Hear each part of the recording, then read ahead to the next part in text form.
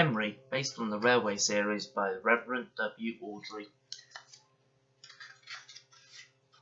This is a story about Henry, the green engine. Henry was often ill, couldn't work, but then he tried some special Welsh coal and got the chance to show everyone just what he could do.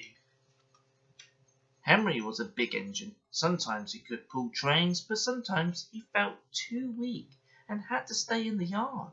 One morning, Henry was feeling very sorry for himself. "I suffered dreadfully, and no one cares," he said. "Rubbish, Henry," snorted James. "You don't work hard enough." The Fat Controller spoke to Henry. "You're too expensive, Henry," he said. "You have lots of new parts and new coat of paint, but they have done no good. If that can't make you better, we will have to get another engine instead of you." This made Henry, his driver, and his fireman very sad. The Fat Controller was waiting when Henry came to the platform. He had taken off his hat and coat and put on overalls. He climbed onto Henry's footplate. Henry managed to start, but his fireman was not happy. "Henry is a bad steamer," he told the Fat Controller. "I build up his fire, but it doesn't give enough heat." Henry tried very hard to pull the train, but he was no good. He didn't have enough steam. He gradually came to a stop outside Henry's station. "Oh dear," thought Henry. "Now I shall be sent away. Oh dear, oh dear." Henry went slowly into the siding, and Edward took charge of the train. "What do you think is wrong, fireman?" asked the Fat Controller. "It's the coal, sir," he answered. "It hasn't been very good lately. The other engines can manage because they have big fireboxes, but Henry's is small and can't make enough heat. With Welsh coal, he'll be a different engine." "It's expensive," said the Fat Controller. "But Henry must have a fair chance. I'll send James to fetch some." Henry's driver and fireman were excited when the coal came. "Now we'll show him, Henry, old fellow," they said. They carefully oiled Henry's joints and polished his brass until it shone like gold. Henry felt proud. Then Henry's fireman carefully made his fire. He put large lumps of coal like a wall around the outside of the fire. Then he covered the glowing middle parts with smaller lumps.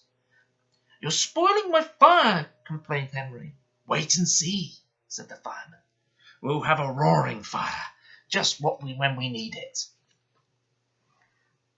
The fireman was right. When Henry reached the platform, the water was boiling nicely, and he had to let off steam. Whoosh!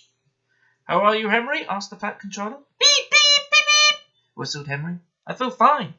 Do you have a good fire driver?" The Fat Controller answered. "Never better, sir, and plenty of steam," he replied. Henry was impatient. He wanted to set off. "No record breaking," warned the Fat Controller. "Don't push him too hard, driver." "Henry won't need pushing, sir," the driver replied. "I'll have to hold him back." Henry had a lovely day. He had never felt so well in his life. He wanted to go fast, but his driver wouldn't let him. "Steady, old fellow," he said. "There's plenty of time." But still, Henry went quite fast, and they arrived at the station early. Thomas puffed in. "Where have you been, lazy bones?" asked Henry. But before Thomas could answer, Henry was off again. "I can't wait for slow tank engines like you." He said goodbye and sped off. "Gosh," said Thomas to Annabelle and Clarabelle, "have you ever seen anything like it?"